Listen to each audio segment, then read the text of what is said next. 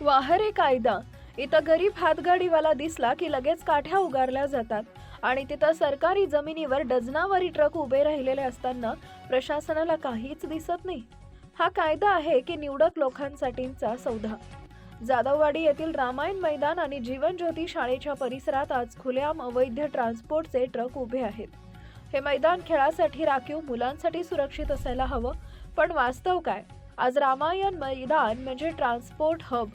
सरकारी जागेवर नक्कावर टिच्चून उघड अतिक्रमण सुरू आहे. एकीकडे पिंपरी चिंचवड महानगरपालिका छोट्या हातगाड्यांवर मोठी धडक कारवाई करते.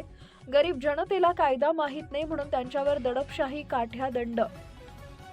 आणि दुसरीकडे असंख्य ट्रक, मोठे वाहनधारक राजरोसपणे बेकायदेशीर अतिक्रमण करतात. तिथे मात्र प्रशासन गप्प का? प्रशासन झोपलेलं आहे का की भ्रष्टाचाराचं गणित मांडण्यात व्यस्त आहे?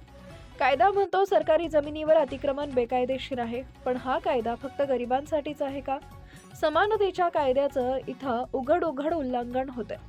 आय एम सिटीजन मार्फत या अवैध अतिक्रमणाची तत्काळ चौकशी करावी, सर्व ट्रक हटवावेत आणि दोषींवर कठोर कारवाई करावी, अशी ठाम मागणी करण्यात आली आहे.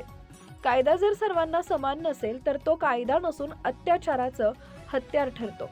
आय एम सिटीजन, गरीब श्रीमंत एकच कायदा असावा, यासाठी आवाज उठवणारा. आता गप्प बसायचं नाही, आता जाब विचारायचा आहे.